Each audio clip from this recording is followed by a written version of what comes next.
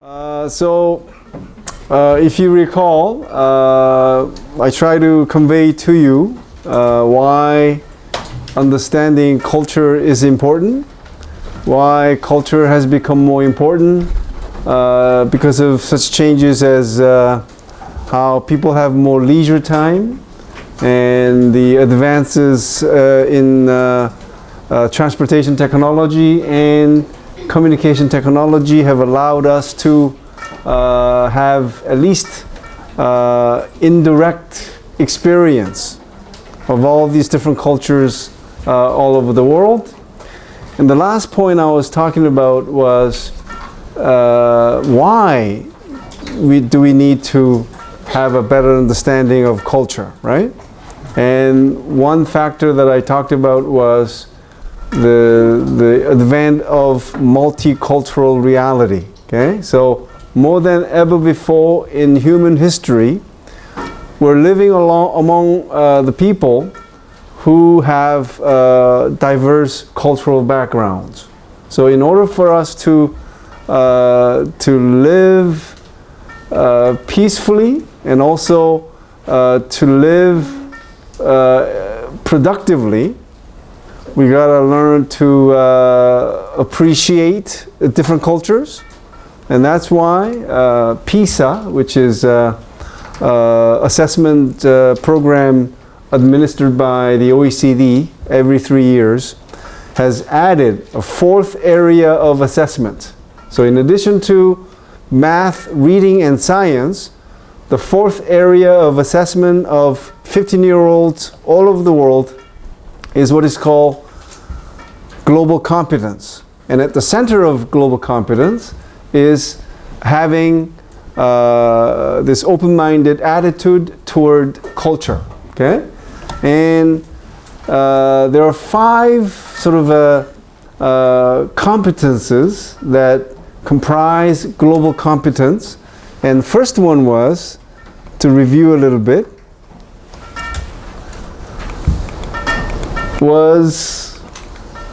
I went back too far. Okay, so I hope you now are familiar with this concept, cultural intelligence, right? So, along with IQ, EQ, what you need to be, adapt in the forthcoming fourth industrial revolution is high CQ, okay? And what is CQ, or cultural intelligence? The first 2 things I talked about was this, right? First was diverse and knowledgeable worldview, where you look at the world not just through one single lens, but through diverse lens, or interdisciplinary or intercultural views, okay? The second was cultural empathy, where you sort of, you try to empathize with people who have different cultural backgrounds, okay?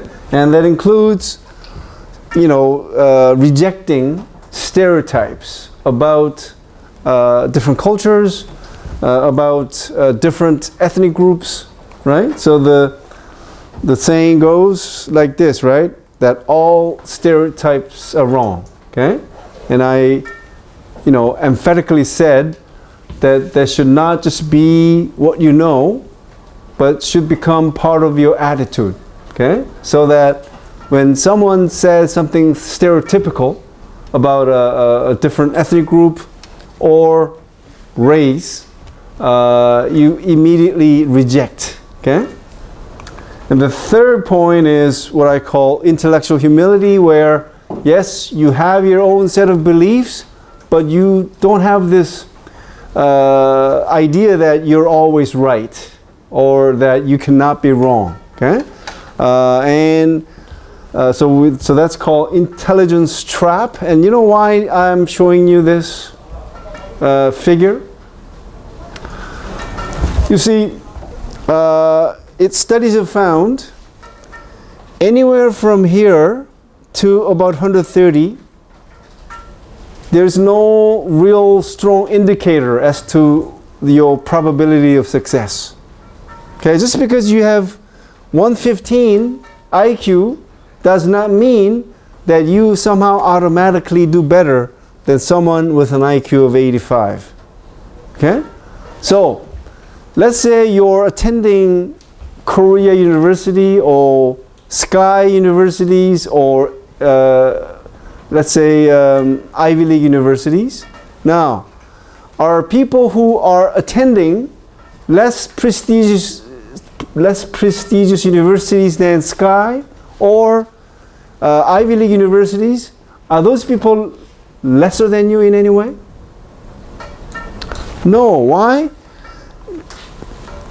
The way you end up going to a elite university or prestigious university or not depends not on your intelligence, but rather your socio-economic background. Because chances are, here I'm sort of making generalizations here, people who typically end up going to top universities, they were brought up in an environment where they could focus on studying, okay? And the parents, with their affluence, probably created probably the best environment for you to do well. So those who did not end up going to universities or not going to top universities have, again, almost nothing to do with IQ. That's the point. Okay? So, and the fourth point, anyway, I'll skip that. It's cultural humility. Okay? So there are two humilities, right? One is intellectual, and the second one is cultural humility. And what do I mean by this?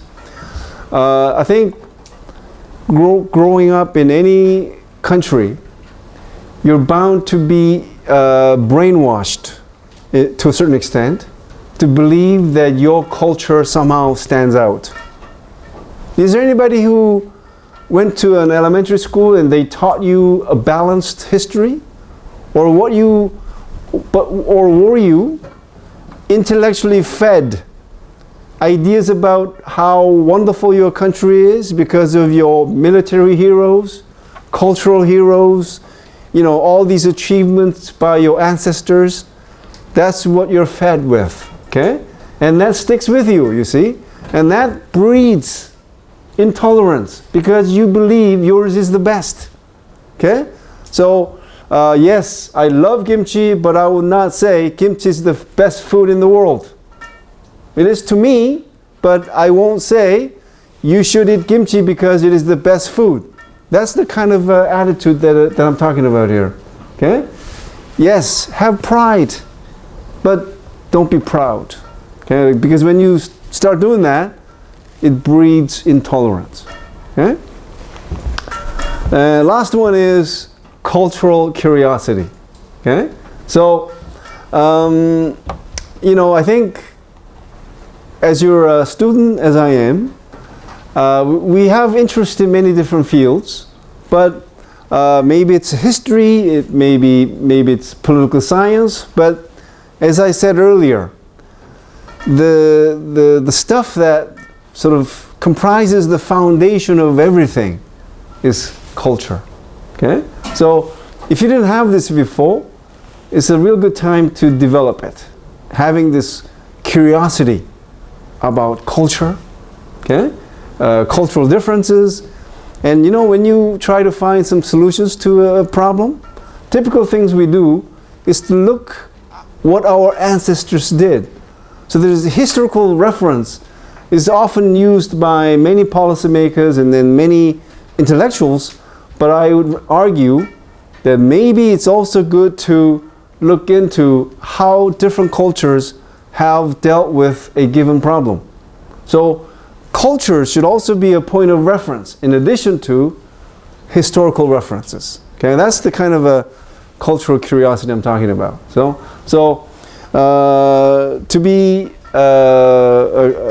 to have this high CQ, these are the 5 key points I have for you. Okay, but there could be more. Okay, and I leave it up to you to maybe develop the 6th point or 7th point. Okay, so with that in mind, I turn to our next main subheading, and that is, what is culture? Okay, and I don't want you to answer this point at this point, but in your free time, okay, think about this question: what is culture? What is culture to me? Okay. Anyway, before I actually talk about culture, what is the world population today?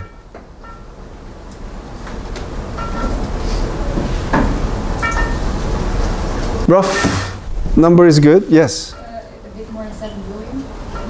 Bit more than 7 billion. More than somewhere between 7 billion and 7.5. Good try. It's 7.7 billion. It's as fresh as you can get. Okay. And in about 30 years or so, the world population will reach 10 billion, and in 2100 more than 11 billion, and this is a bad news for all of us. Okay, I mean, I won't be around by 2100, but it's a bad news. Okay, because there's too many people using energy, eating up meat, and that's just terrible for the environment, if not something else. Anyway, just for fun, I don't know if any one of you thought about, like what was the population like 2,000 years ago or 3,000 years ago? I mean, if you look at humanity from the perspective of prehistory, archaeology, or the dawn of or the beginning of hominid or whatever, 3,000 years ago is not a long time, right? So, what do you think? Today's population is 7.7 billion. What do you think the world population was? It's just an estimate. Roughly 10,000 years ago, sorry. Yes? 5 million. Wow. I think she got the exact number. You see the number at the far left? So the world population just 10,000 years ago was only 5 million. Okay? But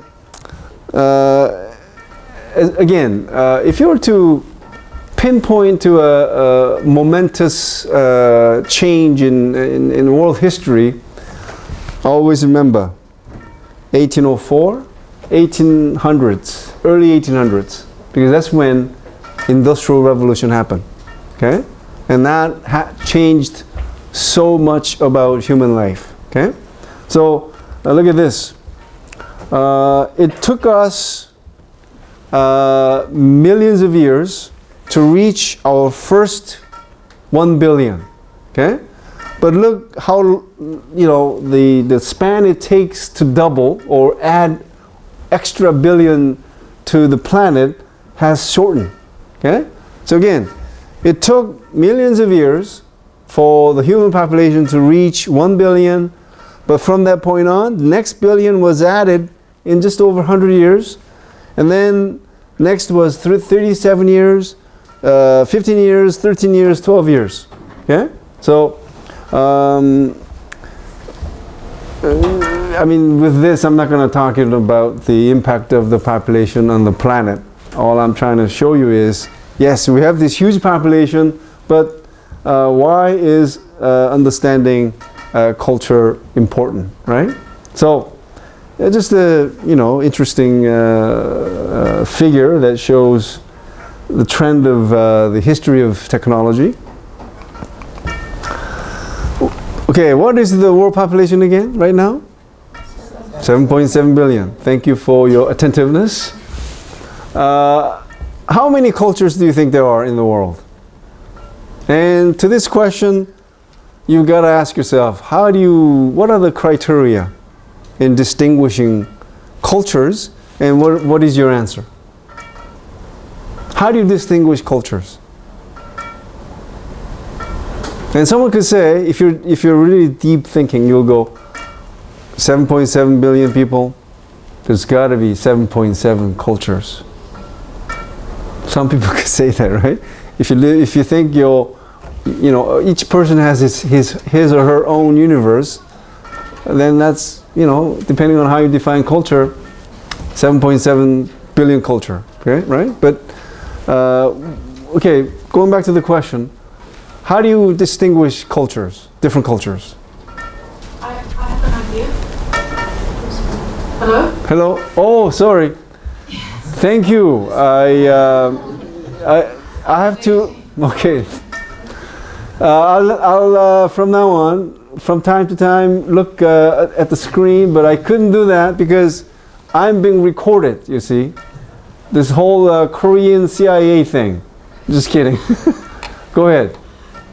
Yeah, I have an idea. I think one way to distinguish cultures could be to distinguish them maybe by language. Ah, very good. That is definitely true. That's one. Okay? So one way we distinguish different culture is by looking at the language that they use. What else? What is the second one? Yes. By region. By region. Is that correct? And yes. By lifestyle.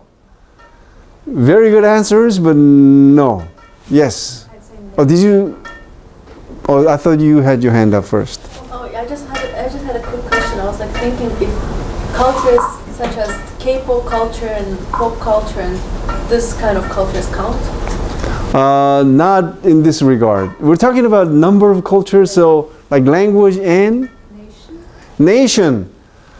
No, thank you. Yes. Values and beliefs. Values and beliefs. Do you think that's the right answer? No. Sorry to say. Yes. Tradition. Tradition? No. Yes. Religion? Religion? My God, every good answer is coming up, but no, not religion is not one of them. Last call. And the Maxim coffee is on the line. To the students at Beijing University, I'll bring bags of Maxim coffee for your pleasure, which will be this Friday, right? I forgot to say, but if we do get this funding from KU, I'll be able to take 2 students from this class to Beijing University in November. And that'll be based on your midterm exam grade and interview with me. Okay? So again, if the funding does come about, you'll get a certificate and then all that. So it's a good thing to get if you do get it. Okay, what's the last one? How do you distinguish different cultures? One is language, and the other is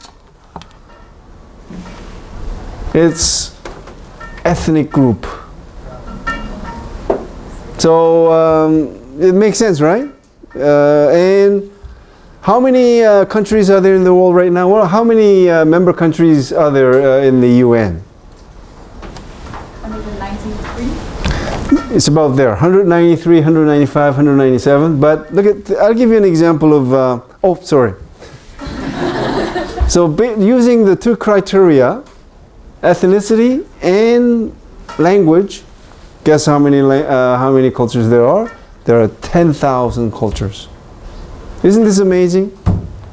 Yes, there are 7.7 billion people, but there are 10,000 distinct groups of people who have either different traditions, values, traditions, or they just speak different language altogether. They may look the same, but if they speak different languages, they're counted as having different cultures. Okay? Keep that in mind. It's easy number to remember, right? 10,000. Right?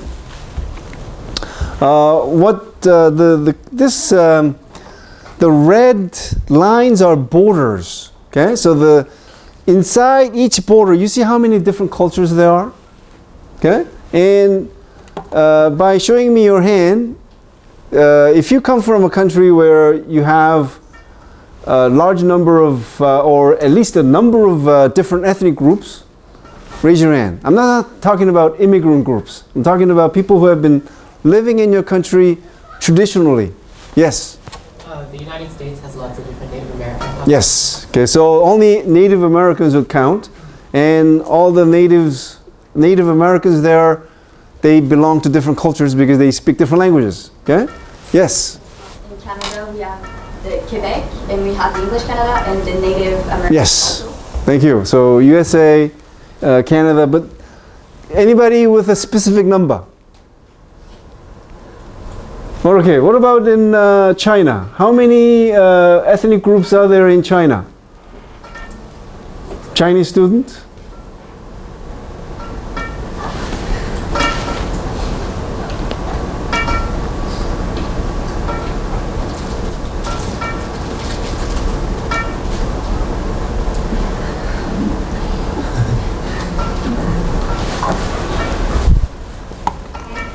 Yeah?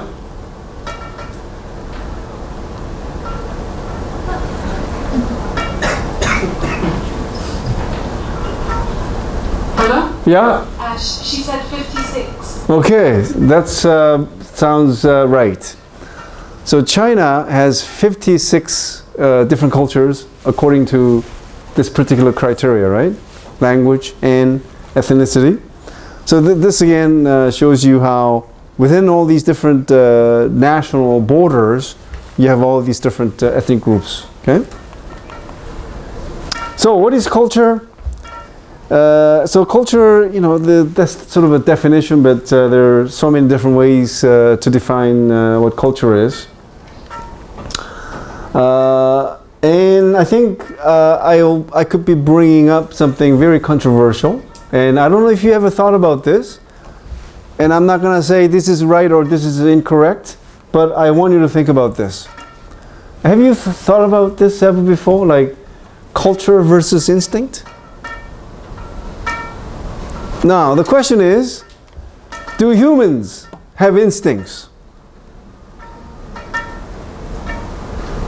So, anybody who believes, because according to cultural anthropologists, they argue that humans solely depend on or rely on culture for survival, while other species depend mostly on instinct to survive, and yes, a little bit of culture, meaning they learn, right, what others do to survive, but most of their behaviors are instinct driven, okay?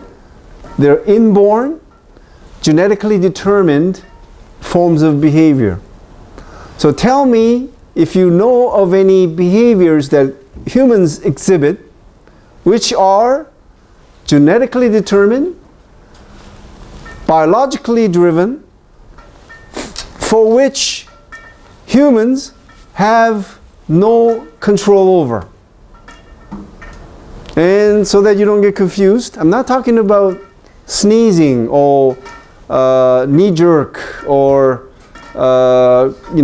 closing your eyes when an object is thrown at you. These are not instincts. They're called reflexes. Okay? So put those away. Without talking about reflexes, things we do, we have no control over.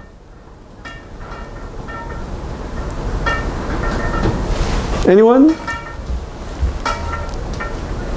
But you know how we casually say, oh, I knew by instinct. Or you say, I instinctively, did this or did that, right? It's really commonly used. But it's very wrongly used if you believe that we don't have instincts.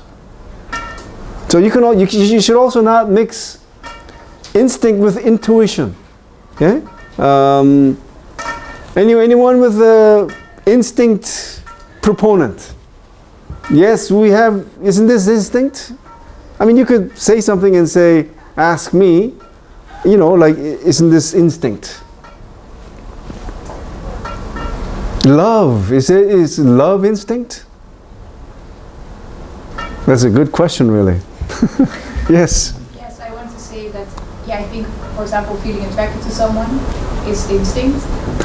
Well, you know why I beg to differ? Or finish your comment first. Your next comment was where we don't have control. That's right. But because then we have control over how we behave.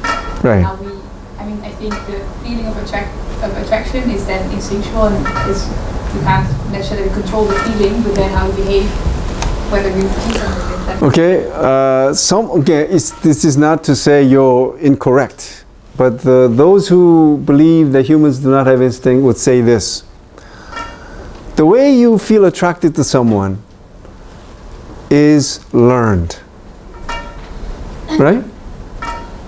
If you, for example, if this man married this woman who is very attractive, and let's leave him alone, this man marries this woman because she's highly intelligent. Or you could go either way, right? A woman who marries a man who is wealthy or someone who is attractive. The way she or he decides which course of action to take is culturally conditioned. And the person is making a choice. Okay? Whereas animals do not make those choices, generically speaking. Okay? So, even, see, when you decide to marry someone, if you know this whole culture versus instinct argument, you know, you really have to ask yourself, am I making this decision that is purely my own? Or is it something that I've been conditioned, especially by your parents? I'm talking about Korean students. Okay? Yes? We do consider that the culture is based in instincts, because when human behavior has been developing, it wasn't based on culture. Like, I guess like instinct has something to do in our construction. So this sort of depends on how far back in time you go back to. Okay? So like, you know, millions of years ago or hundreds of thousands of years ago, humans probably based their actions on instincts, but over time they discarded one by one. Why? What is more advantageous for survival, culture or instinct? I'm surprised that you're thinking about this. It's definitely culture, because with culture we have developed all these tools, right? We have no worries to kill all the most fearsome animals in the world, right? Lions, oh, sorry to say, whales, sharks, elephants. What do we do with these beautiful animals? We have guns, we have arrows, we have, you see, that's culture, you see. So that's why our ancestors realized, right, that culture is more advantageous than instinct for survival. That is why, if you ever heard a saying that Homo sapiens is probably the most successful species on the planet, it's because of this idea. Okay? So again, I don't want you to like buy what I just say.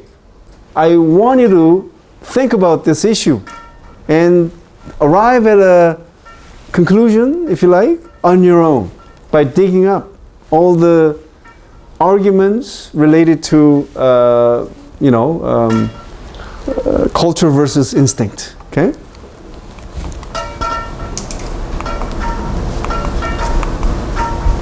So here's a definition of instinct. Instinct is an unlearned, biologically determined, and genetically programmed behavior pattern over which animals have no control. Okay? And here are some other things I want to say. So humans are the only species on the planet which rely solely on culture for survival. So the key point is solely, right? Because we're born with no programmed knowledge. But yes, we have these anatomical advantages, right? We are born with the ability to, vocalize our ideas, right? Using language. So those abilities we are born with, but the actual contents are totally learned. Okay?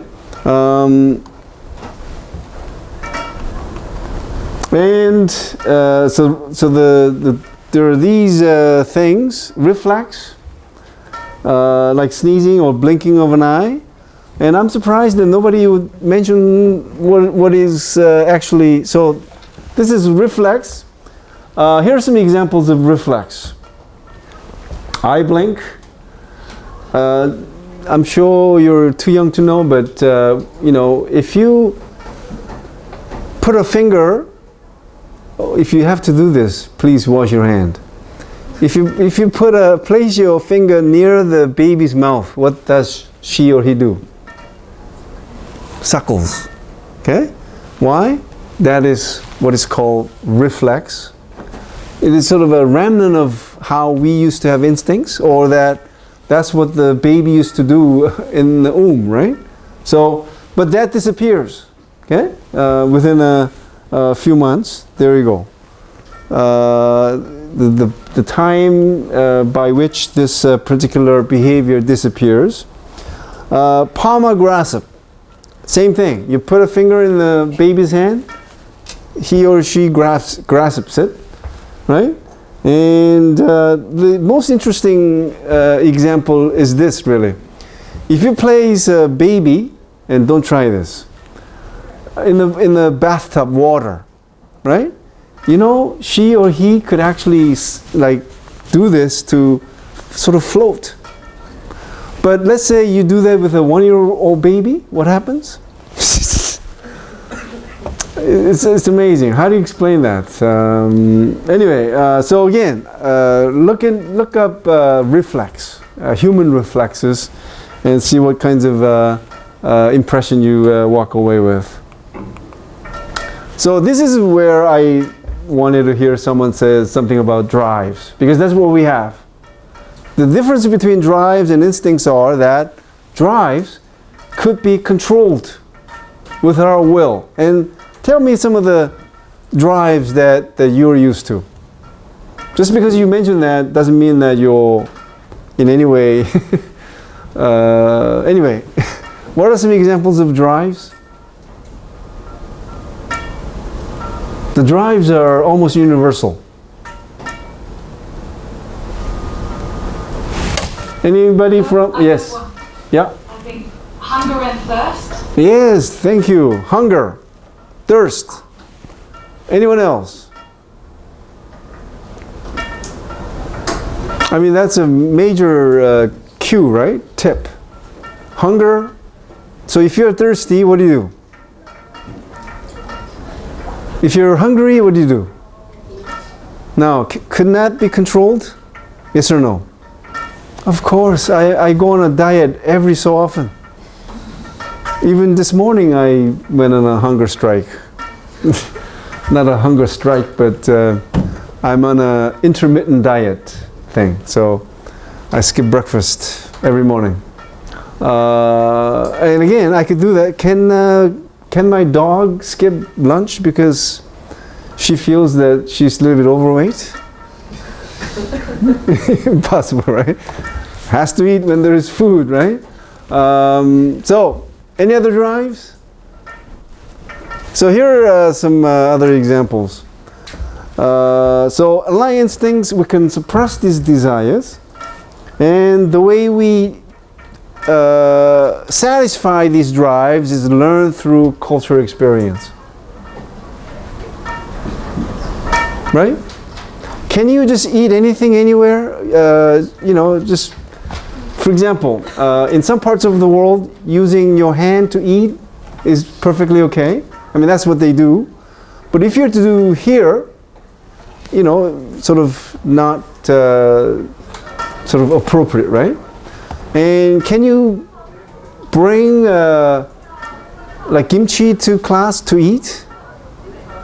Maybe sandwich could pass, but not Korean food, right?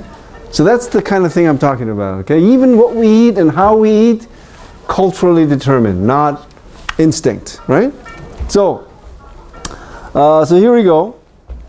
So we have these drives, not only hunger and thirst, but also, do you know of any other animal that commits suicide? Is that in any animal's nature to commit suicide? No way, right? It's all about survival, right? But humans, in Korea, every year, like 15,000 people. That's how many people per day or per second? And in the US, over 45,000 people commit suicide every year. Okay?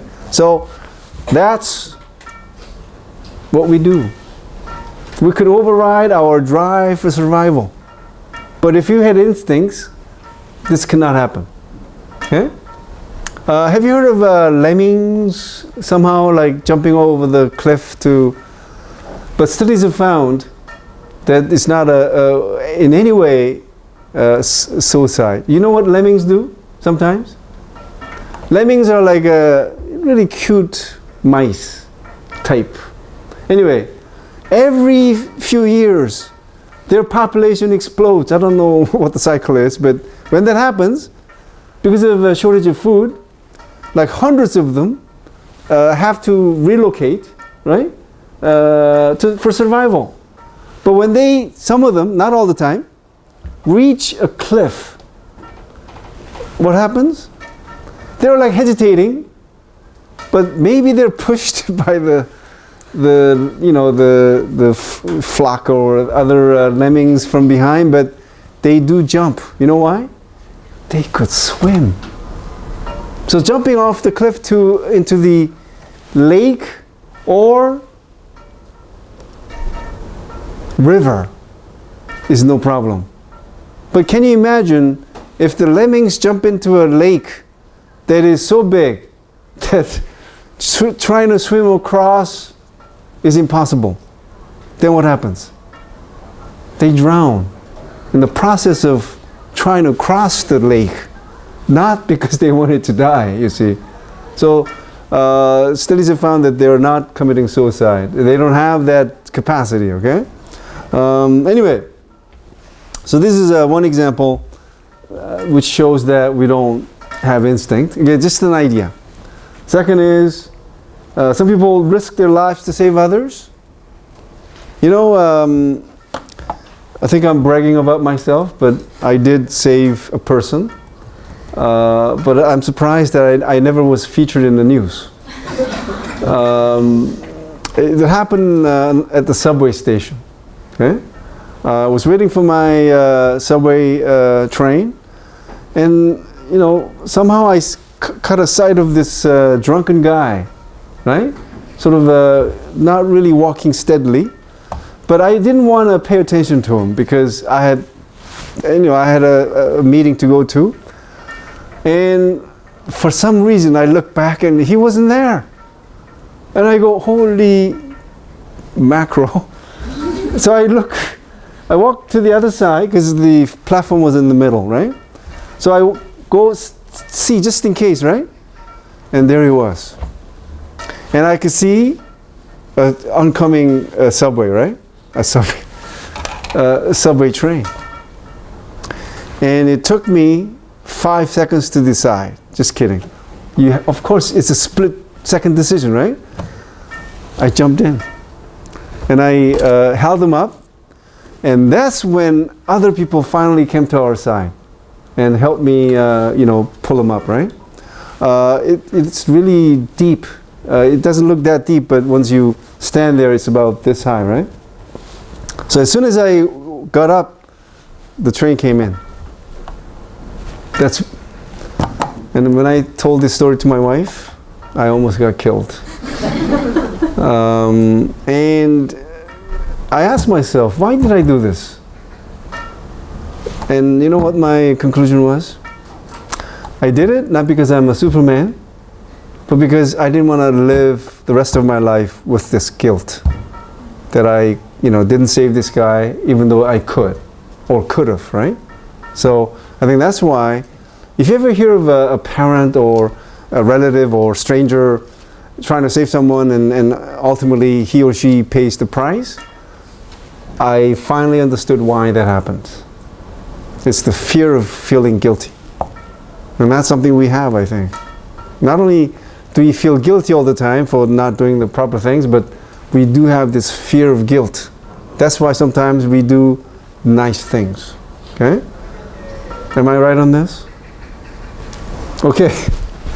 So this would never happen, right? So if you watch a lot of Animal Kingdom television series, even the mother tries her best to protect her baby, but ultimately what does she do? She runs away when her own life is threatened. Okay? Humans don't do that, right? Third, so hunger strike, right?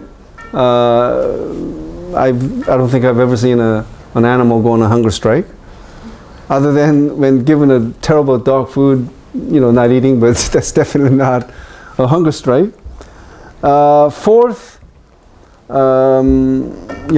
related to dieting, and the last one, sex drive is often suppressed, right?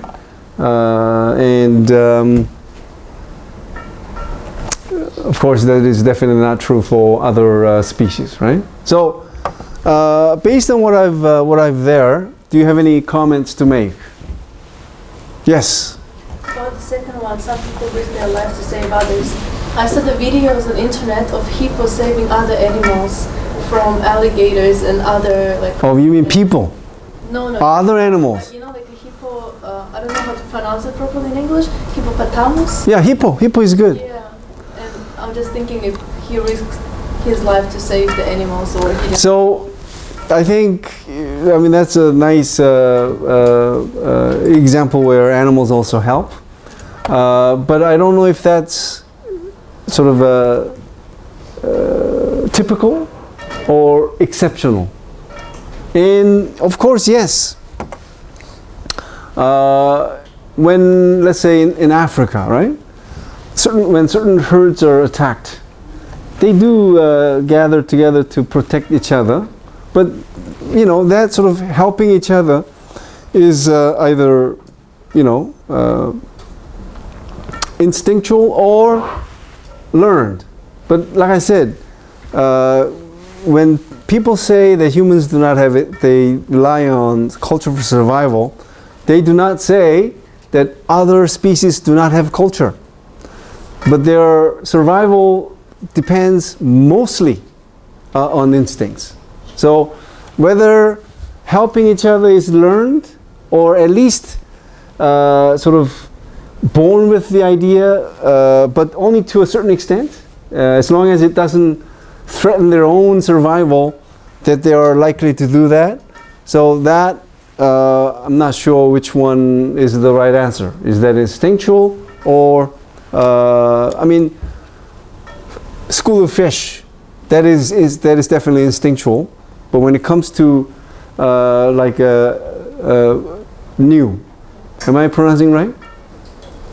New in Africa. Is it any? No. Most populous, like a horse-like animal. It's they're the ones featured in many documentaries where they cross rivers in thousands, and alligators are like waiting for them, right? What's the name of the animal? Anyway, all right. Any other comments or questions about the whole instinct and culture controversy? Yes. Can someone pass on the mic? Oh, here it is. Please.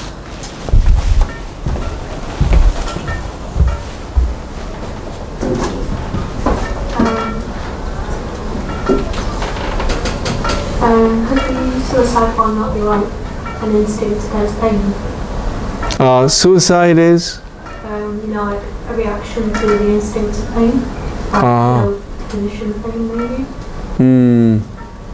But then, why don't other animals do the same thing, even when they're in pain? Well, it's coming for like, say biting the leg off if there's an injury or something on the leg. Say stuff like that, like. They don't have the means, maybe. Whereas humans do. Well, I mean, that point itself is valid, right? That humans who do commit suicide, maybe it's based on their instinctual need to escape from this pain, right? Whether it's mental or physical. So it's something to think about. Good point. Anyone else? Yes, could you pass on the microphone, please?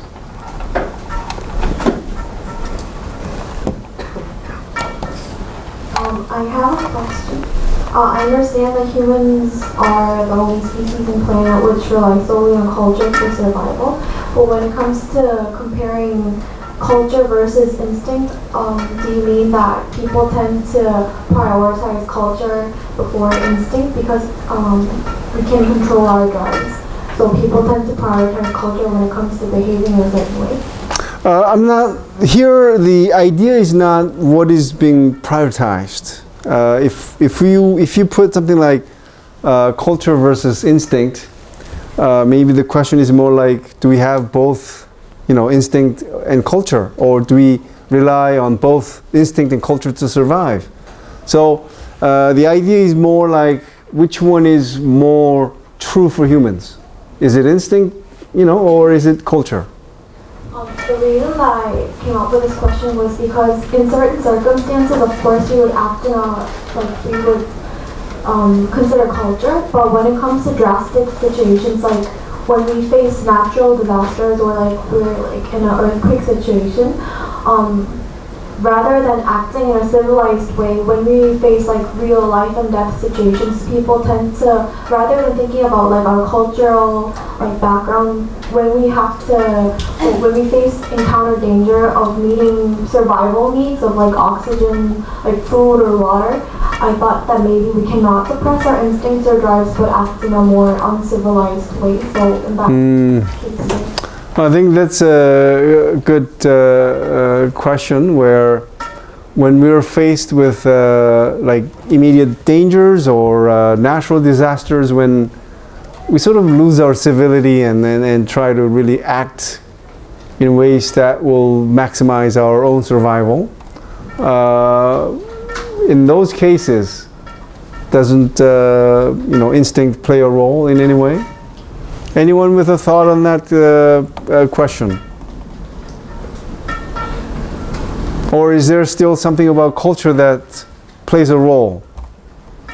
Again, you can please speak loud so that the students at Beijing University can hear us. I've also thought about that, when you're in a situation that's very dangerous, because I think that the instincts are still there, and then in a situation of great danger, people are not thinking about their culture in a learned learned behavior in a way, but just about, I need to get out of here, I need to survive, the survival instinct then. And I think that there's a lot of ways in which people can learn to control certain behavior, but I think that it's kind of where you make the distinction between instinct and where it does become learned behavior. I think you can also say that the instinct is still there, but the learned behavior often can override, just as with the drives, the instinct, but then the instinct is still at the basis of this. I mean, your desire to survive is definitely there, and yes, you may overstep or step on other people who have fallen on the street to to feel safer. But I think in the process, if you have a family member and then you try to do something for the family member, that's where the culture comes in. And anyway, without reaching a sort of a consensus on this, but since you raised a really good question, I want everyone to really think about this. Okay, in in what situations, do we have to really think about whether this is instinct or culture? Okay? So the one example or two examples were immediate danger or natural disaster. Okay? Yes? Usually in an emergency procedure, no matter where you are, like on the planet really, I've always found that remain calm is usually like the first step. Like that's literally what we're all told to do. So I think that just shows that we have human instincts that arise in emergencies. And like when you look at phobias, say like fear of heights, there's often the debate of whether it's from evolution or we learned it. Like say the fear of spiders is seen as poisonous, but we can also learn that fear of spiders from parents and stuff around us. Like we learn that, this is a thing to be afraid of, so I think phobias could be a really good example of this thing. Instinct versus learned behavior or something, debate. Okay, so look into this, okay, guys, phobia, all kinds of phobia that exist, whether that's sort of instinct or learned. So I think just discussion on this has brought your attention to all these different debates. So I think that's rather nice. And I have another question. Let's just skip this. Now, culture consists of everything about us. Okay? What we eat, what we do, what we wear, what we think. It's really about everything about us, right? But if you're to name some of the most important elements that comprise culture, what are they?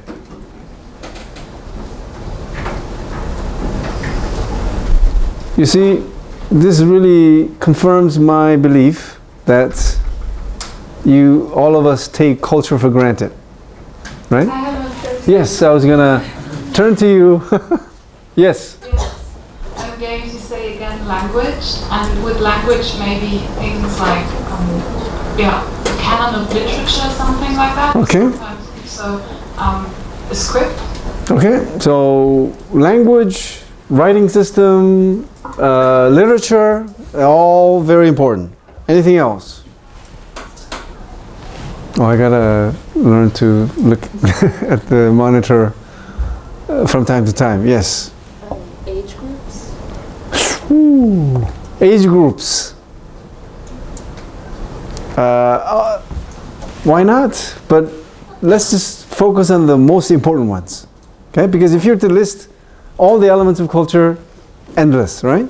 Yes. Clothing. Clothing. Clothing, yes. Clothing we wear. Yes. Music. Music, of course. Beethoven. Metallica. Korn. Eminem. No, just kidding. Eminem. Who else? Did I miss any hands? That's it? Yes. Oh yes, sorry. Maybe something like social construct. Social construct. Ooh. Can you be, yeah. Can you repeat please? Last one.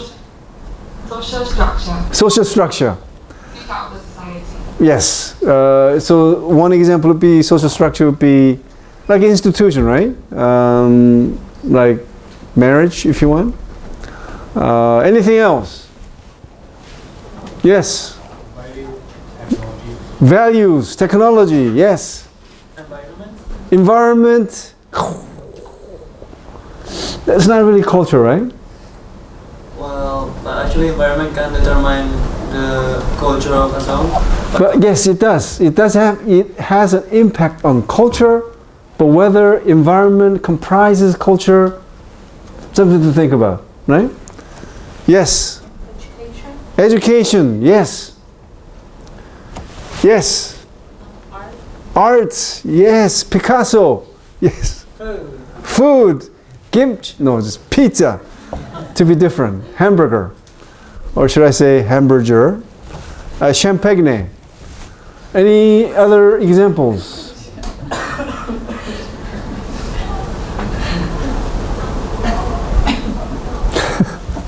Hello? Yeah? I don't know, it's a little bit hard to understand what people said in Korea, so I hope I'm not repeating anything, but maybe political system? Oh, definitely. Political system is a part of culture. Last call. Religion and what kind, what is most important for the culture in that religion, so like their interpretation of it. So, can you say in one word? Religion, yes, of course. Yes. Maybe historical memory. Historical memory. Yes, thank you. Last call. Go ahead. Norms. You know what norms are? Rules of conduct. Things you should do, things you should not do. Right? Remember the 10 Commandments? If I may use a Christian example. Right? One of them is, of course, thou shalt not. Thou shalt not steal. Anyway, here's so again, this is not an exhaustive list, but here we go. Material aspects, non-material aspects, and they include foods, houses, clothing, tools, technology, eating utensils, musical instruments, toys, art, symbols. In non-material aspects, language, literature, ideas, beliefs, customs, tradition, values, gestures, laws, norms, family patterns, political systems, art, music, sports. Now, take a good look at these, because I'm going to be asking you a $1 million question. Although there's no $1 million prize, it's really heavy. Okay? So, okay, read it one more time. And the question is, actually, before telling you the question, this beautiful, amazing, simple graph or figure. Don't tell me this is your first time seeing what is called cultural iceberg. But I'm sure it is for many of you, right? There's a thing called cultural iceberg, and why do we use the term iceberg? That's what iceberg looks like, even bigger. What you see on the surface is a small part of the whole mass, okay? And according to this, you can see how what you see on the surface accounts for only 10%. So using, if you're talking about culture, what people wear, what people eat, what people sort of do, make up only 10% of what culture is. The rest, what is called deep culture, is 90%. Okay? And our job, if you have this intellectual curiosity about culture, is to understand these. Okay?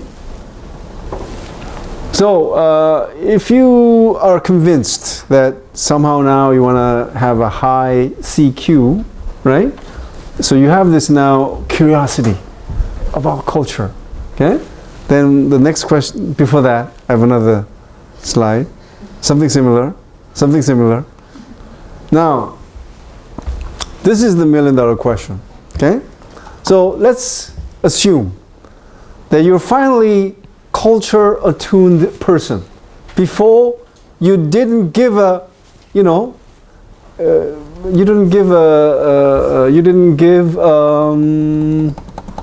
dime about culture, but now you're like, oh wow, culture is interesting, it's good. This is the next question, and that is, if you see,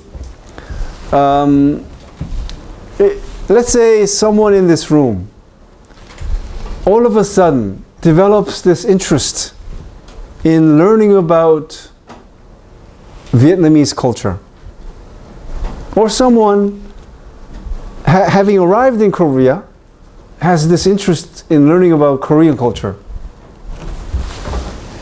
And that's the question to ask. Where do you start? And remember this?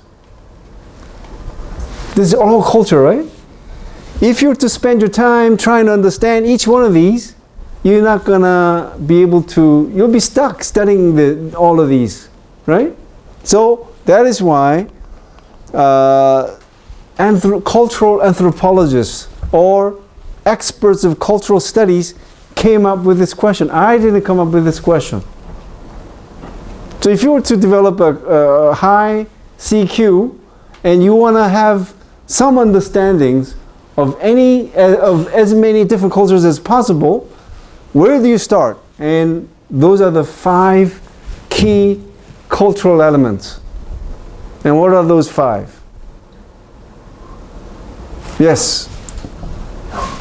Yes. I might just come back to what I've been saying all the time, but I might come back to learning foreign languages. Okay, language. Thank you. That's 1. 4 more. Knowledge of history is history. It's not part of culture. Or it could be, right? Sorry, I missed you. Your language. All right. Did I say a hand over there? Yes. Yes. Geography. Not in the top 5. Food. I love food, but not in the top 5. Symbols, yes. So we're gonna get back to why symbols is included in the 5. Yes. Housing. I love my apartment, but not in the top 5. So we have how many now? Language, symbols, and we need 3 more. Beliefs. Beliefs. Yes. Tradition. It should be included, but I think it's part of a bigger thing. Yes. Social relationship. No. Anyone here? No. Yes. Yeah. Ethnicity. Not really part of culture, right? Rituals. Part of beliefs, right? Yes. I would say, yeah, code of conduct, norms. Norms. Yes. So if you want to understand a different culture, you gotta know what the norms of a given culture are, right? So how many we have here? Symbols. You think this will be on the exam or not?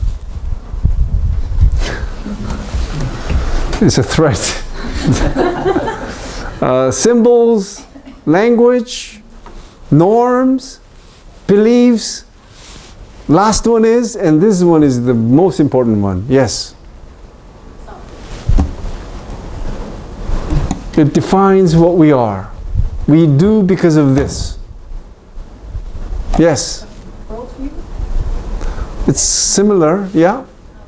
Values.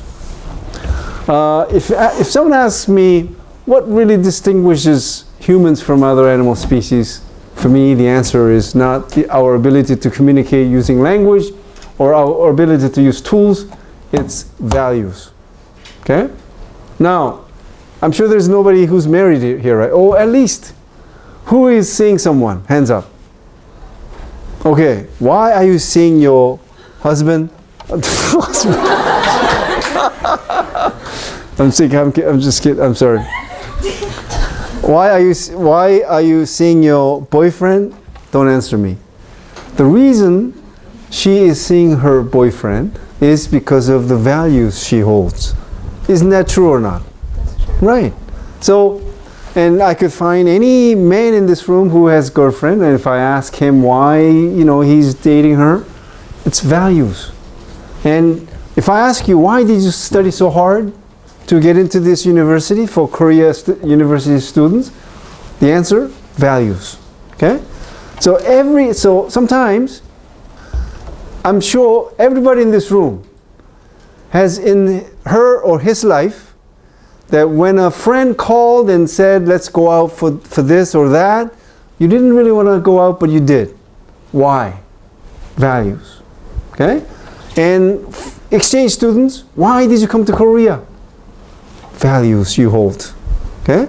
So values, whether it's a small decision or major big decisions like marriage, play a major role in our life, with whether you admit it or whether you are conscious of it or not.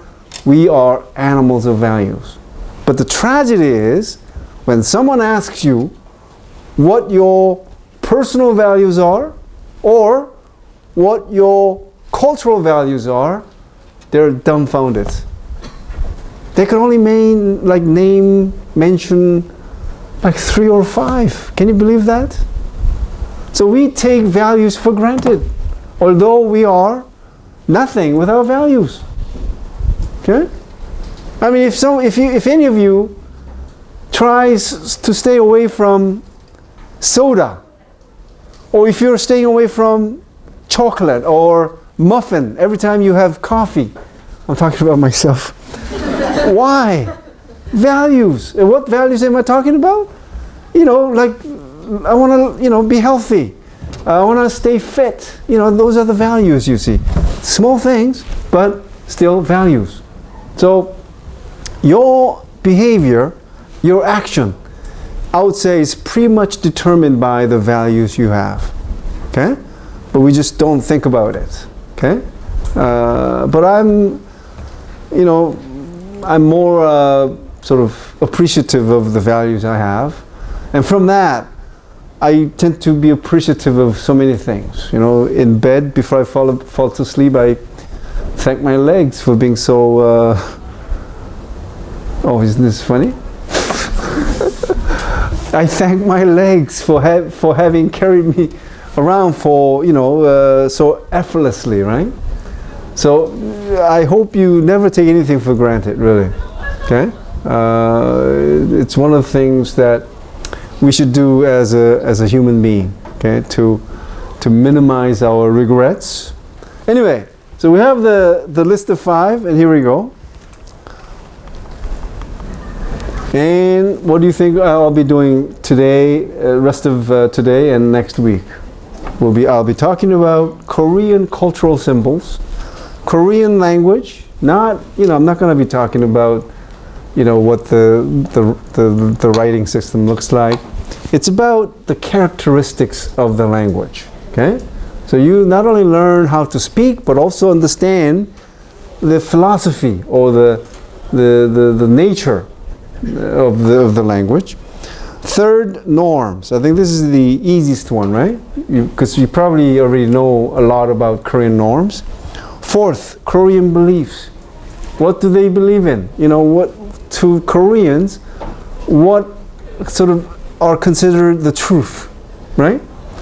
And lastly, values. And that's when we're going to have fun. And especially Korean students, if I could just jump ahead and ask a student from a Christian country, where do you think your values come from, largely?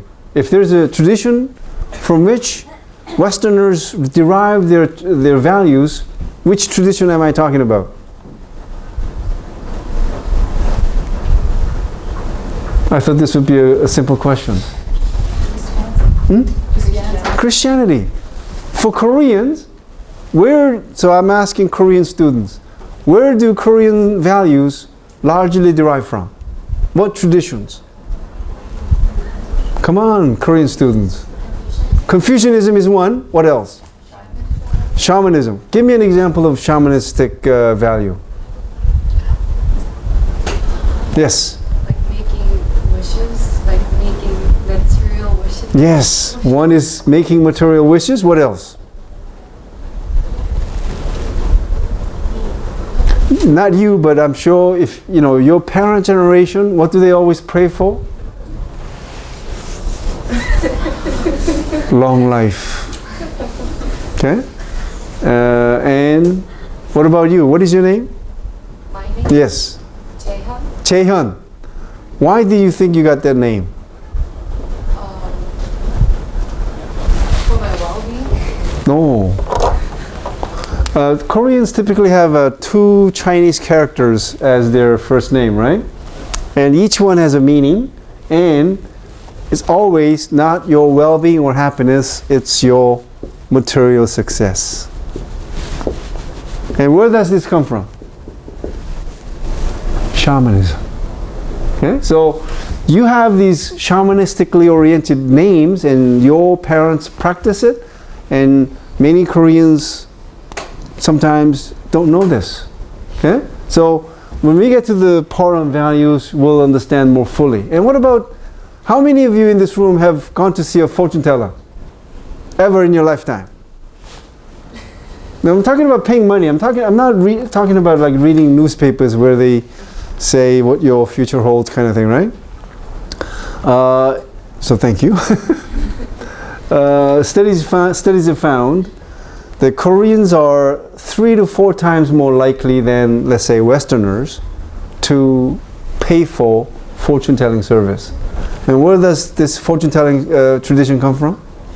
Shamanism. Okay? And anyway, we shall move on. All right, so these are what I call 5 pillars of culture. And guess who made this particular slide? Moi. I'm very proud of this because many figures I asked my TA to make, but this one I made it myself. All right, Korean cultural symbols. So symbol is anything that meaningfully represents something else. And culture cannot exist without symbols because there would be no shared meanings among people. Now, among these 5 here, is there anybody who sort of thinks symbols just does not belong here? In trying to understand culture or different culture. I mean, you could sort of see, yeah, I could understand values being there, beliefs, norms, language, but symbols? For those of you who may have that thought, let me ask you a question. What is the most important cultural symbol of the West? And when I say West, I'm talking about France, Germany, Spain, Portugal, Switzerland. You can name any country in Europe that went to 2 world wars, during which over tens of millions of people died. And yet, when it comes to this symbol, they share it. And what am I talking about? Yes? Cross? Yes, thank you. You see? And this is why it is important. If you are new to Lithuanian culture, okay, and you find out that what the most important cultural symbol of Lithuania is the cross, what do you learn? You learn that their primary religion is Christianity, that they hold Christian values, that they go to church, their architecture looks like whatever, right? So, and if you are also familiar with Christian rituals, you already get to know so much about Lithuanian culture by knowing that this culture belongs to Lithuania. Okay, so this example also shows us that oftentimes cultures are not uniquely I mean, they're often shared. Okay, the only thing that is not shared is what? Anyway, let's move on. I don't want to sort of jump ahead too much. So the question here is, what are important Korean cultural symbols?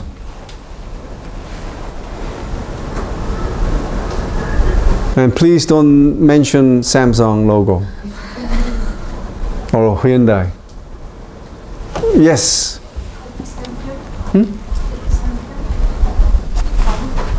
Flower. Oh, you mean the Rose of Sharon? That's the national flower, right? I had it here, but I deleted on the way to school today because it was getting too long, right? But definitely it's a national flower of Korea, so it's definitely should be included. Yes. The flag, yes. Anything else?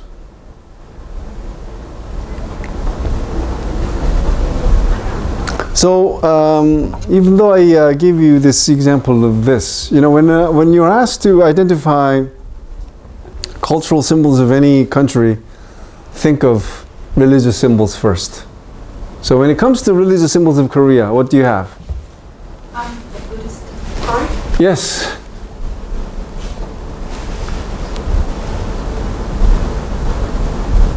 So yes, yours is correct, but let's see what she has. Sorry, the microphone is a little bit weird. I was thinking about like the swastika on Buddhist temples. Yes, swastika, and thank you, Chehan.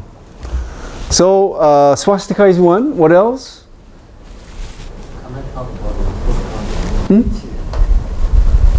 Oh, the question at this point is religious symbols of Korea.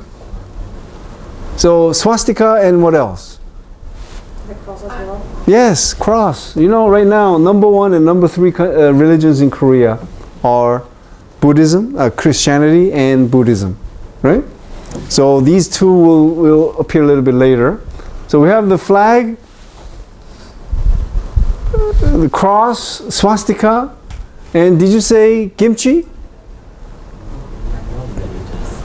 I know, but did you want to? Yeah. Could kimchi be a symbol of Korean culture? Okay, there are some people nodding. Now, I think I already mentioned, right? I'm talking about cultural symbols that have a meaning, right? Now, here's an example. If I understand that Americans eat, no, maybe it's not a good question. I think I mentioned this many times. I love kimchi. Now, just by understanding the fact that Koreans eat kimchi, what insights do you get about Korean worldview, their psyche, their philosophy? So if you ask that question, you know that kimchi is not there. And that applies to any kind of food. Okay? Okay, representative Indian food is curry, right? Same thing. What do we learn? Other than the fact that they eat curry, and maybe if you understand a little bit of history, how the whole curry as an ingredient or spice came about, that's sort of a different. But in terms of trying to understand what Indians are like, it's sort of, you know, you could sort of think about whether it really belongs in this pantheon of symbols, right? Again, something to think about. So don't. All right. Yes. Oh, it's on.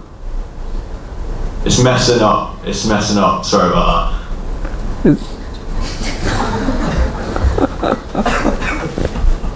No, I mean, we could hear you. Just talk.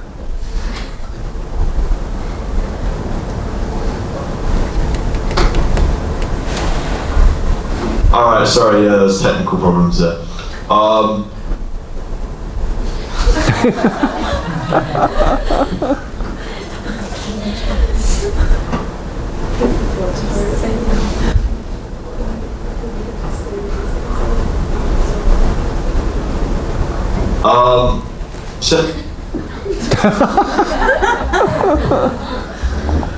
You can use your sign language if you like. Yeah, sorry, that was the microphone kept switching off, but for no reason, I don't know why. You said about food as, like you said about, if I understood it, like kimchi not being a symbol. Right. You mentioned then, like kimchi not being a symbol, or if I'm catching what you're saying correctly. The reason I say, of course, when you hear of kimchi, it's definitely Korean food. But when the question is a cultural symbol that has a meaning, then kimchi is not it. That's my argument. I suppose, in a way, could you say it somehow shows as a symbol kind of a sort of creativity relating to how like a certain group of people have adapted to the environment? Like you said, with like curry, for example, obviously India had access to spices, and do you catch my drift? I suppose it doesn't really have any significant meaning behind it in the way that a symbol such as a religious symbol would, but so that's the kind of thing I've been asking for, where I'm not talking about symbols that are identified with a particular country or ethnic group, but symbols that have meanings for the members of a given community or country. Okay, yeah. I think it's kind of hard to, I don't know, it's kind of hard to verbalize what I'm trying to say in terms of how, I guess, I don't know if you can somehow have values within the food you kind of cook. But it's, I don't know. I'm not sure if I'm catching, like, Anyway, it's good that you're struggling with this idea. So maybe I should have provided a better question here. Instead of just saying, can you think of any Korean cultural symbols? I should have said, can you think of any Korean cultural symbols that have meanings for Koreans? Oh, okay, yeah. All right. Thank you. It's okay. Yes. The houses in Seoul Tower. Seoul Tower. Landmarks.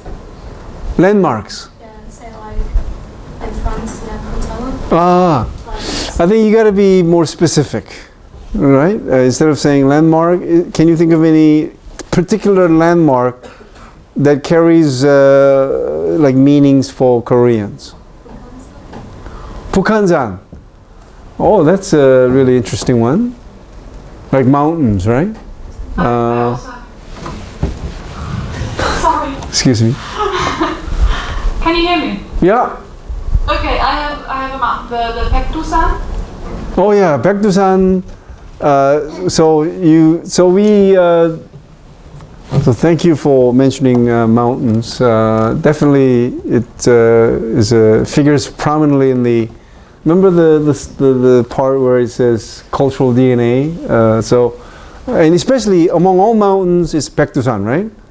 We also have a national anthem, right? Mentioning the mountain too, right? So anyway, yes. Hangul. Wow, that's a difficult one. Yes, it's definitely not difficult, but yes. Yes. Oh yeah, thank you. When you go to a palace, you can see that on the pillars there is a sign with like 5 different colors, like red, black, white, and they all mean something, like the dragon, then the east, and the north. So that's a Korean symbol of an abstract meaning, but represented like physically in all of the palaces, and it's common to every single one. They're all the same. I think I'm not quite sure what you're particularly referring to, but I think it's probably Chinese in origin. Probably. Yes. Yeah. You know the Korean flag, the symbol? Oh, the middle part? Okay, so thank you. And that's I'm talking. So we have so many symbols, including turtles, which is also Chinese, in like how we interpret the meaning of turtles is Chinese in origin, but and also fish. If you visit a Buddhist temple, every temple at the center has a wooden fish. Okay, it also has a meaning. Lotus flower has a meaning, but I selected just the most important ones here. Okay, and we can start off with this. And you're familiar with this? It's in our flag, and it's called Taeguk, and in Chinese or English, Tai Chi, right? And I don't know how many of you ever thought about this, but from the West, if you were to tell non-Westerners the most important philosophy, what is that? The philosophy that has an origin in the West that is very important. Would it be like, I think therefore I am, kind of any rationalism? Or anyway, if the same question was posed to Eastern philosophers, okay, and I personally think it is yin and yang. And can anybody define for me what yin and yang is? I want to know whether you have a proper understanding of what yin and yang is. Yes. I think it means that there is something bad in something good and something good in something bad all the time. Okay. Very good. Thank you. Anyone else? Yeah. It's essentially balance and coexistence, that one aspect of life can't exist without the other. Negative can't exist without positive. Like the sun can't exist without the moon. Oh, very good. Thank you. Anyone else? So, yes. I think yin and yang, like, as people mentioned before, like minus the philosopher, I think it also has like a cultural reference to like males and females. Yes. How do we like coexist and like be balanced? All right. So it has a cultural dimension where male and female, and also the expected behavior of male and female. Now, on top of what you guys just said, with just beautiful definitions, the essence of yin and yang goes like this. Life or universe comes in sets of opposites, like the sun and the moon, fire and water, night and day. What else? Soft and hard, plus minus, left and right, up, down, love and hatred, war and peace. So in life, most important things, you name one thing, it has an opposite. And these opposites make things complete. And they create balance. Okay? And existence of the opposite makes the entity, the meaning of the entity, that much more important. And this is what I mean. Life, the opposite of life is what? Death. Why is death important? Because without death, life would not be as cherishable as it is. So the existence of the opposite also has a meaning in life and universe. Okay? Can you imagine what your life would be like if you had an immoral life? Man, that would be terrible, isn't it? Wouldn't it be? Right? But every moment counts, and you want to really live your life to the fullest because of the opposite. Okay? It may be inconvenient, but again, life comes in sets of opposites. They create balance, they make things complete, and the existence of the opposite makes a given entity, it gives the given entity that much more meaning. Okay? So to get a sense of how the opposites make things complete, and in this scheme of, like, yin and yang scheme of things, male and female, they are supposedly opposites, right? So this gentleman, what is your name? Jejung. Can the life of a man be complete without the existence of a woman? Isn't he a wise man who agrees with this, right? Is there any brave female in this room to whom I could ask the same question? Hands up. Can the life of a woman be complete without the existence of a man? Yes. No problem.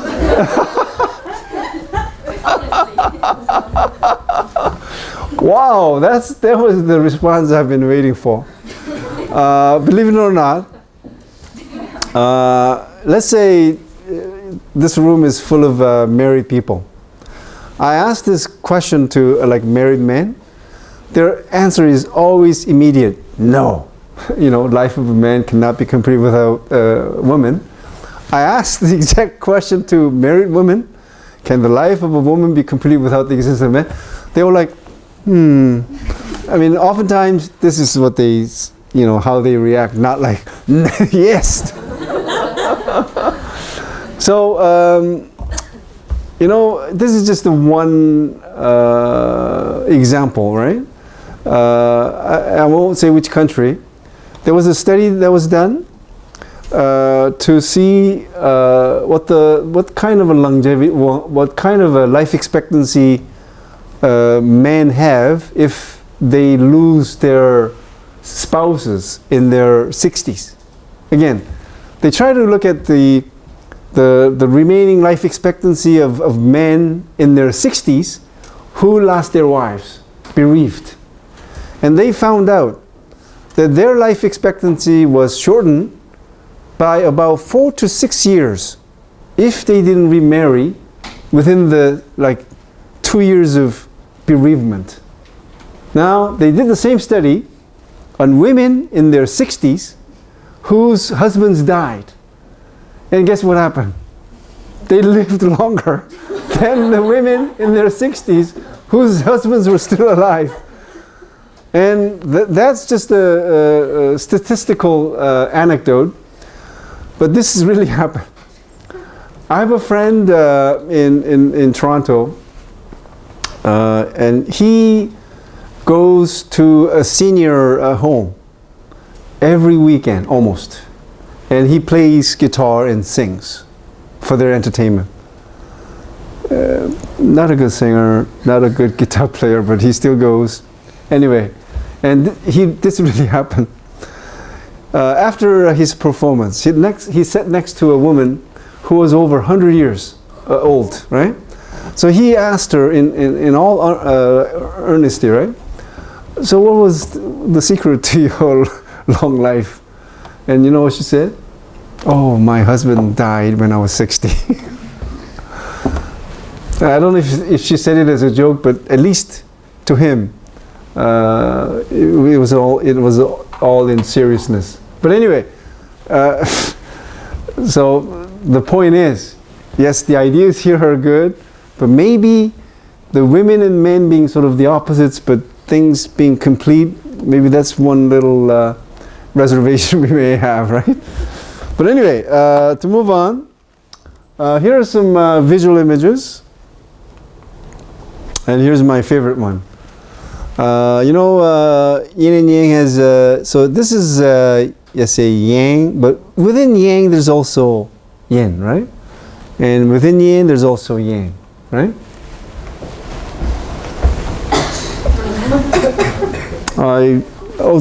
Don't get confused. I have these because they're my favorite products.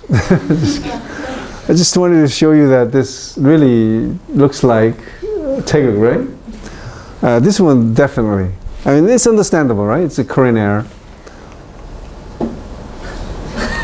And that's the new Pepsi logo.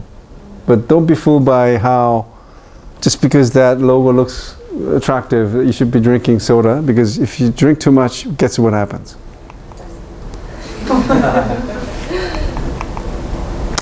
Example number 2 is Taegukgi. It's simple enough. And the thing is these, Korean children have traumas in their elementary school days. Why? They have to memorize these. You compare this flag with other flags where they have just 3 different colors, and Anyway, these are these 4 bars. Again, these 4 are part of the full 8 set of bars. Okay, so our ancestors chose 4 out of the 8. Okay, and each one has all these meanings. So if you're interested in this, type Palgwe or Bagua on the Google, and you'll get the result. Okay. And that's what it looks like in diagram. And so our flag could have easily looked like this if we had all the 8 bars. Okay. Now I'm showing you this not only because it at the time held the Guinness record as being the largest flag on the planet. Yeah? That's one thing. But then there's this element of trauma for me. I paid, at the time, 500 cold US dollars for this game. And guess where my seat was? It was right in the smack in the middle right there. And I think the government at the time wanted to showcase the beauty of our flag. It was just there. It was never removed for the whole game. And it was so packed, I couldn't move. All I could just, do was just stand there and just hear all, people screaming. $500. Example number 3. It's called Samtaeguk. You guys seen this, right?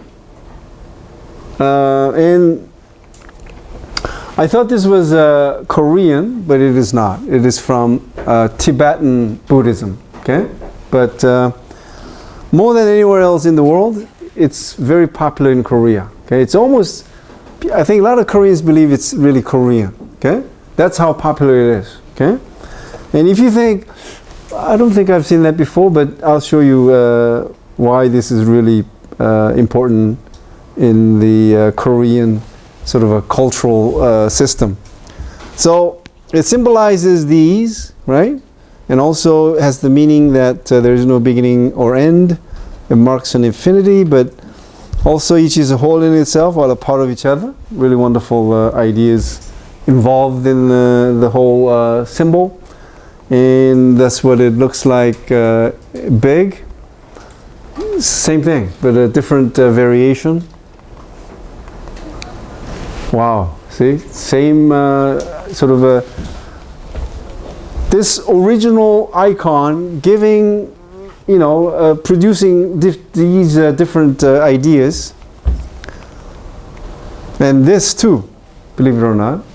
Now, by this time, isn't there any icon that you use now that is similar to this? And yes, Maxim is on the line. So I showed you enough. Something that looks similar to this. Maybe this, yes. I could be completely shooting something, but it reminds me of when I'm on the subway and it transfer lines. Yes. Where? The transfer system. Transfer station. But that was not the answer I was looking for.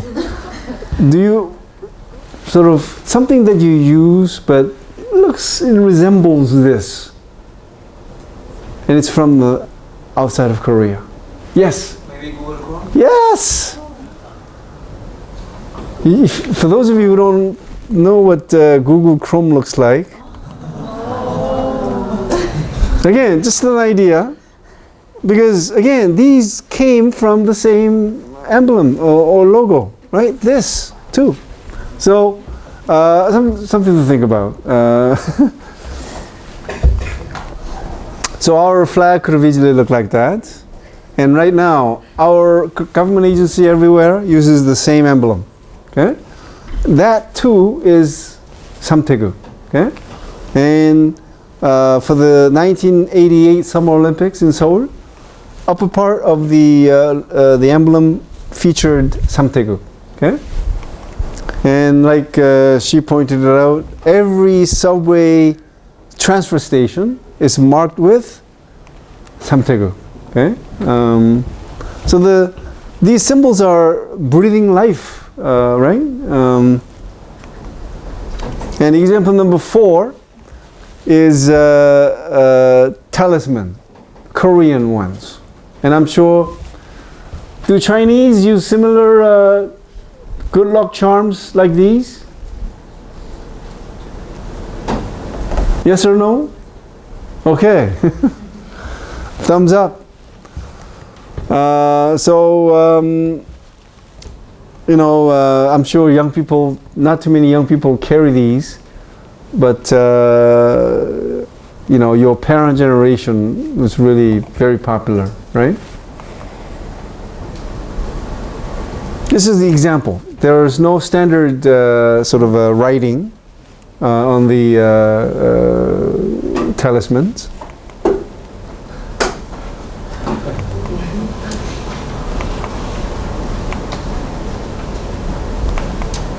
And I call this mother of all talismans. Why? This is a Buddhist talisman. Okay? This is a Buddhist monk who's believed to bring luck to people. So there's that monk there, and you see these characters? It's in the form of these, and every one of them has a specific wish. So this means that if you have this, you have a wish for whatever, and this is over 100. Now, in your free time, I hope this is your homework, write down your wishes and see if you could come up with more than 100. Chances are, no, I tried. So this, if you have this, you have a wish for everything that you want in life. Okay? So, I don't know where you could find this, but if you do, you could buy me one too. I pay, of course, right? Please, isn't this fun thing to take home, if you like? Really wonderful thing. It's just a beautiful picture, it looks like, right? And that's we in Korean, we call them 달마, right? So, if you visit a Buddhist home, or a home where the residents they follow Buddhism, chances are they'll have that hanging on the wall. Okay? And in keychain, and also like a very thin business card shape and also size. You could put it in your wallet. Maybe if I don't forget, I'll bring them to class next time. Okay? Example number 5, turtle, longevity, fortune-telling ability. So, because turtles live longer than most other animals, they symbolize longevity, and that's the kind of thing that you could look forward to, not something that you could look or find.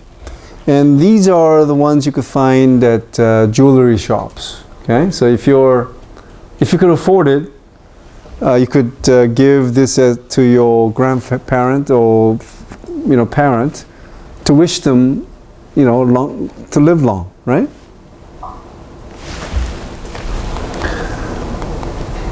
Example number 6 is tiger. It represents vigor, courage, dignity, fierceness, and chivalry. And there are sort of 2 different perspectives, right? So if you dreamt about a tiger, that meant you're taking a public position. That's sort of a traditional interpretation. And for many sort of officials, in the court, the court attire of military officials included tigers and leopards, and that's what they look like. So traditionally, I don't think we boast, Van Goghs or Rembrandts or Anyway, these are not drawings, of course, but anyway, this is the peninsula, right? And peninsula in the shape of the tiger. And for the 1988 Seoul Olympics, the tiger was the mascot, and that's the stuffed tiger. And what about the Pyeongchang Winter Olympics last year? Also the tiger, okay? Along with the bear.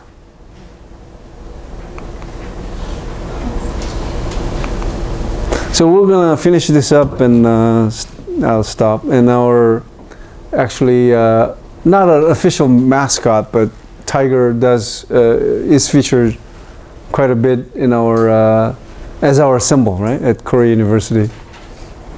Example number 7 is the swastika, and the word comes from the Sanskrit, and it means good fortune or well-being. And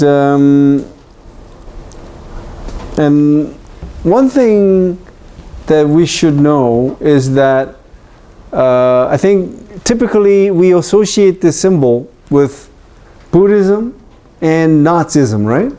But this symbol has a long history, and it is used in so many different cultures without any meaning. Okay, so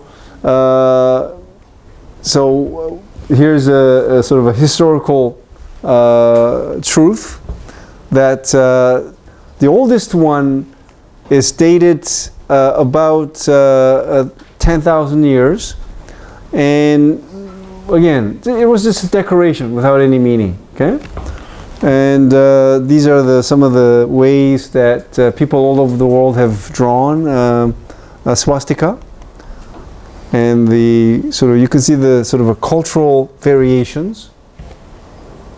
And these are real designs, not something that designers came up with.